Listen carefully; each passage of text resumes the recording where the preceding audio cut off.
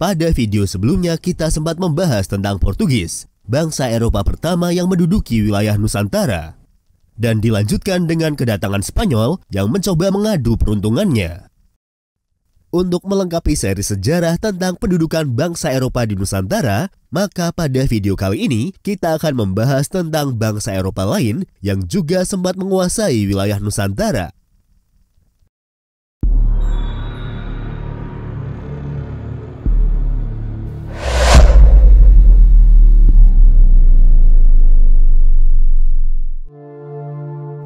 Menurut catatan sejarah, selain dijajah oleh Portugis, Spanyol, dan juga Belanda, sebelum menjadi Indonesia, wilayah Nusantara pernah juga berada di bawah kekuasaan Prancis dan Inggris, meskipun periode penjajahan kedua negara tersebut tergolong sangat singkat.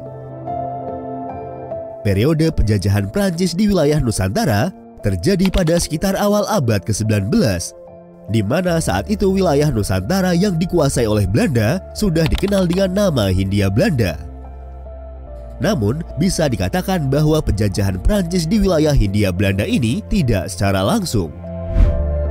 Sedikit flashback ke belakang, orang-orang Belanda pertama kali datang ke wilayah Nusantara pada sekitar tahun 1596.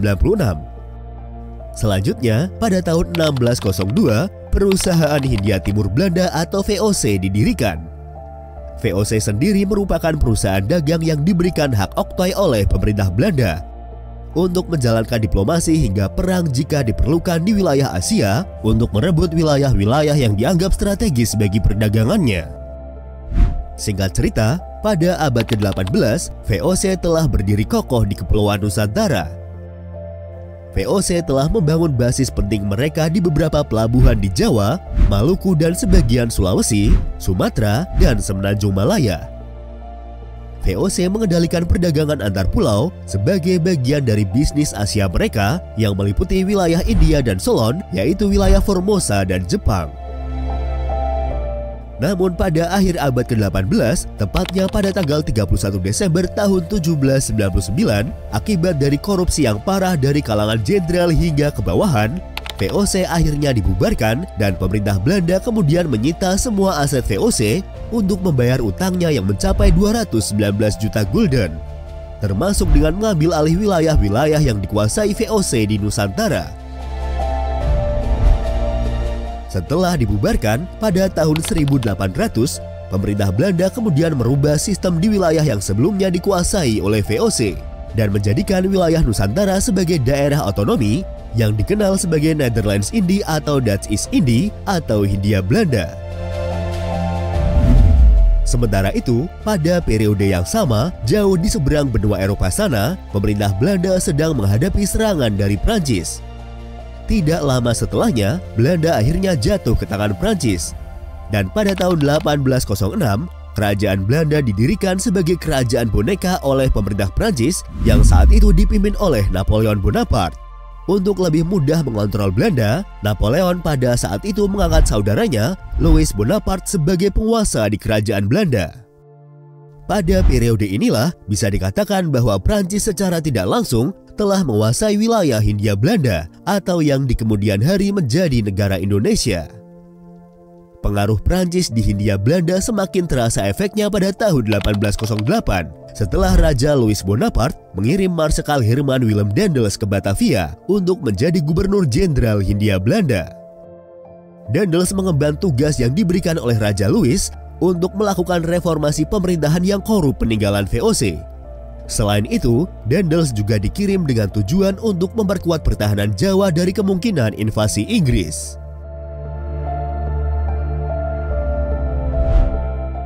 Pemerintahan Daendels di Jawa sangat berbau militeristik.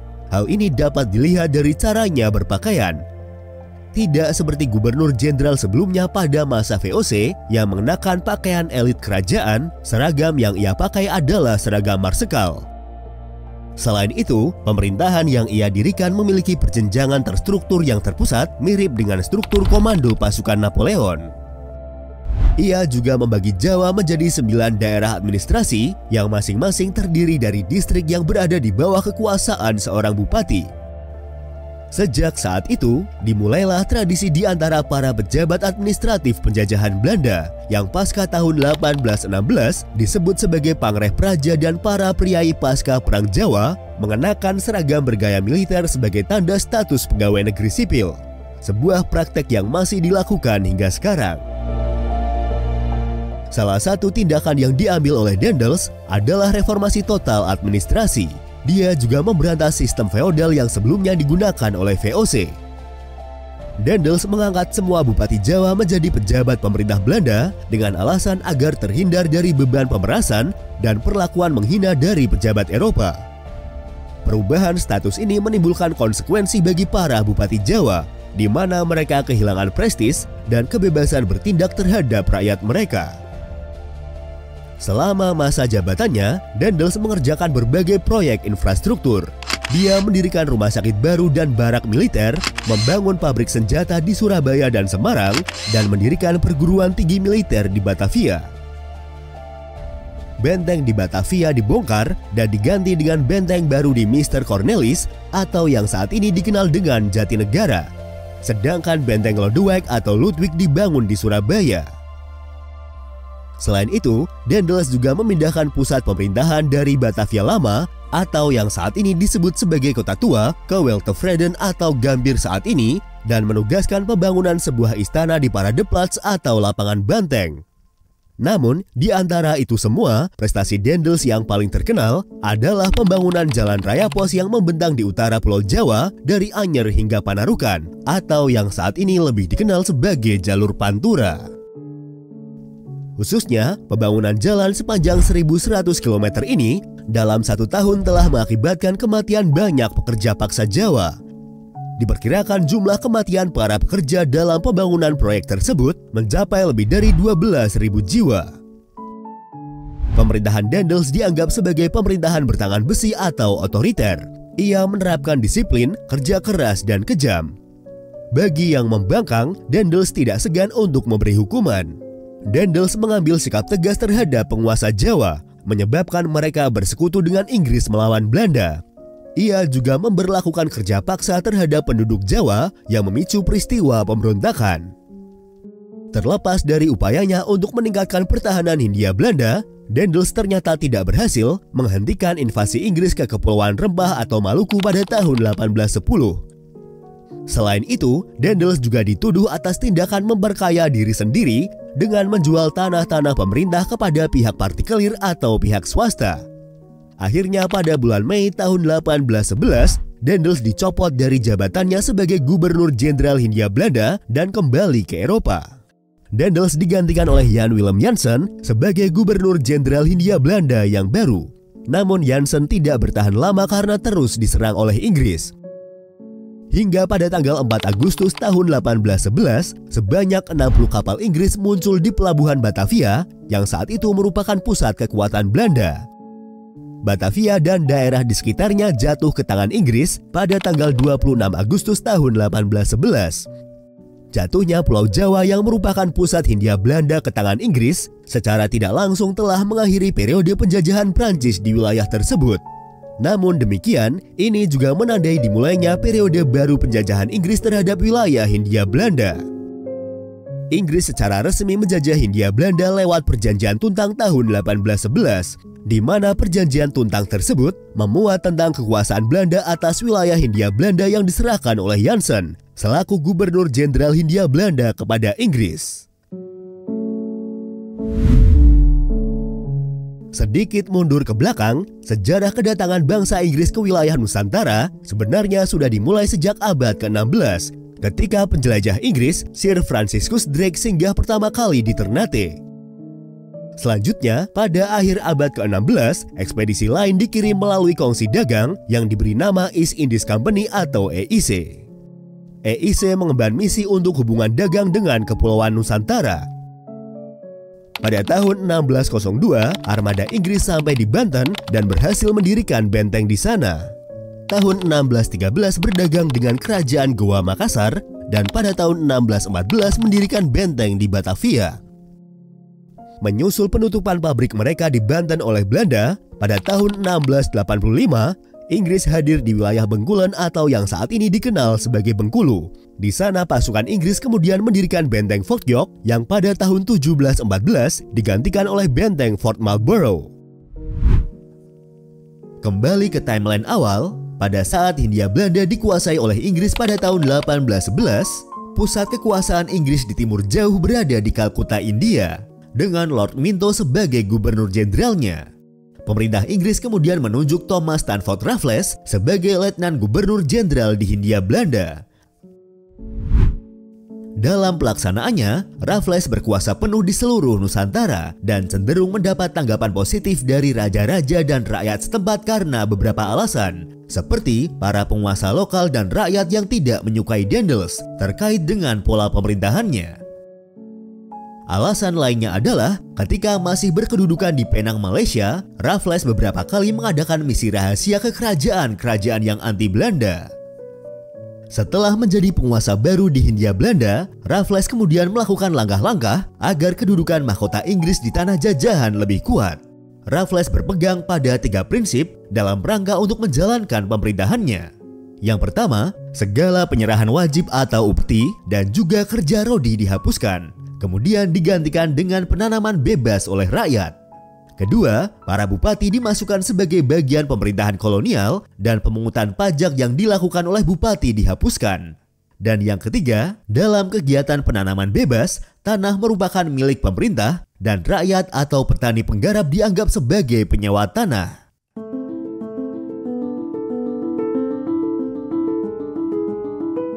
Dalam upayanya untuk menjalankan kekuasaan Inggris di wilayah yang dikuasainya, Raffles juga menegosiasikan perdamaian dan melakukan beberapa ekspedisi militer melawan Pangeran Jawa setempat. Salah satu yang paling signifikan adalah penyerangan ke Yogyakarta pada tanggal 21 Juni tahun 1812 yang dikenal sebagai Geger Sepoi. Yogyakarta sendiri adalah salah satu dari 2 pemerintahan pribumi terkuat di Jawa. Selama penyerangan tersebut, Keraton Yogyakarta mengalami kerusakan yang cukup parah dan dijarah secara ekstensif oleh pasukan Inggris. Raffles menyita sebagian besar isi arsip pengadilan. Peristiwa itu belum pernah terjadi sebelumnya dalam sejarah Jawa, karena ini adalah pertama kalinya istana pribumi direbut oleh tentara Eropa yang mengakibatkan penghinaan terhadap bangsawan setempat. Peristiwa tersebut pula yang mungkin telah memicu ketidakstabilan dan permusuhan mendalam terhadap keterlibatan Eropa yang pada akhirnya memunculkan Perang Jawa tahun 1820-an. Secara personal, Thomas Stamford Raffles dikenal sebagai seorang yang liberalis. Ia juga seorang terpelajar yang berusaha memajukan ilmu pengetahuan bagi masa depan. Selain pengetahuannya tentang bahasa Melayu, Raffles khususnya memiliki minat khusus pada sejarah, budaya, dan masyarakat Jawa. Selama masa pemerintahannya, Pulau Jawa menyaksikan lonjakan survei arkeologi dan perhatian pemerintah pada budaya, seni, dan sejarah lokal. Pemerintahannya menemukan kembali reruntuhan Mandala Buddha besar Borobudur di Jawa Tengah. Situs arkeologi lain di Jawa seperti Candi Hindu Prambanan dan kota kuno Trowulan Majapahit juga terungkap selama pemerintahannya. Di bawah perlindungan Raffles, sejumlah besar monumen kuno di Jawa ditemukan kembali, digali, dan dikatalogkan secara sistematis untuk pertama kalinya. Raffles adalah penggila sejarah Pulau Jawa, sebagaimana ia menulis buku History of Java yang diterbitkan kemudian pada tahun 1817. Selain itu, namanya juga diabadikan sebagai nama salah satu spesies bunga bangkai yang cukup langka yang ditemukan di hutan Sumatera pada tahun 1818 yang kini dikenal dengan nama bunga Rafflesia arnoldi. Sejarah pendudukan Inggris di Hindia Belanda sendiri berakhir pada tahun 1815 setelah berakhirnya Perang Napoleon. Di bawah ketentuan Convention of London atau Perjanjian Inggris-Belanda tahun 1814, wilayah Hindia Belanda diserahkan kembali ke pemerintahan Belanda setelah negara tersebut merdeka dari Prancis. Pada tahun 1816, Hindia Belanda secara resmi diserahkan dan kembali dikuasai oleh pemerintah kolonial Belanda sebelum akhirnya diinvasi oleh Jepang selama periode Perang Dunia Kedua. Namun, secara tidak resmi pendudukan Inggris di wilayah Nusantara sendiri bisa dikatakan berlangsung selama kurang lebih sekitar 140 tahun.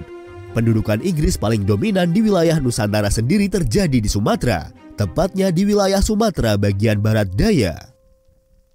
Seperti yang tadi sudah sempat disinggung, Inggris hadir di wilayah Sumatera pada sekitar tahun 1685 di wilayah Bencoolen, dan kemudian membangun basis perdagangan mereka di wilayah tersebut yang dikenal dengan nama British Bencoolen.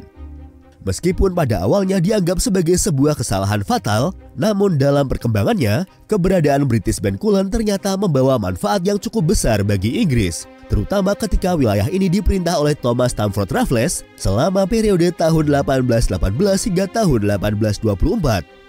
Di mana selama menjabat, ia melakukan reformasi besar di wilayah tersebut, mirip dengan apa yang telah dia lakukan di Jawa, serta menciptakan Singapura untuk menyediakan pelabuhan perdagangan baru di wilayah tersebut.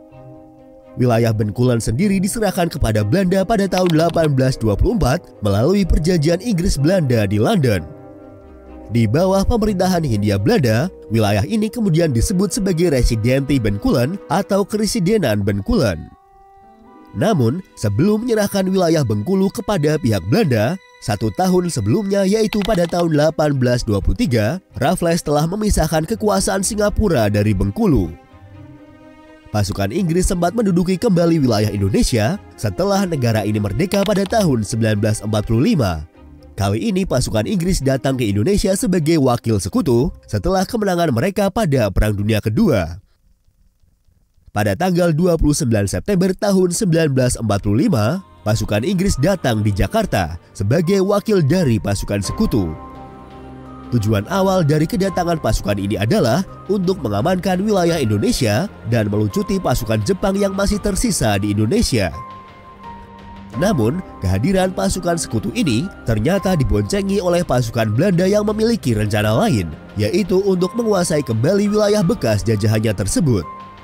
Hal tersebut tentu saja memicu perlawanan dari masyarakat Indonesia yang kemudian menyebabkan terjadinya beberapa peristiwa pertempuran di berbagai wilayah Indonesia, seperti pertempuran 5 hari di Semarang, peristiwa 10 November di Surabaya, pertempuran Medan Area di Medan, Bandung Lautan Api di Bandung, dan beberapa pertempuran lainnya di wilayah Indonesia. Dalam sejarah Indonesia, periode tersebut lebih dikenal dengan sebutan periode Revolusi Nasional Indonesia. Pasukan Inggris sendiri secara resmi ditarik dan meninggalkan Indonesia pada bulan November tahun 1946. Meskipun pada awalnya Inggris mendukung agresi Belanda untuk menguasai kembali wilayah Indonesia, namun dalam perkembangannya, Inggris lebih memilih untuk bersikap netral.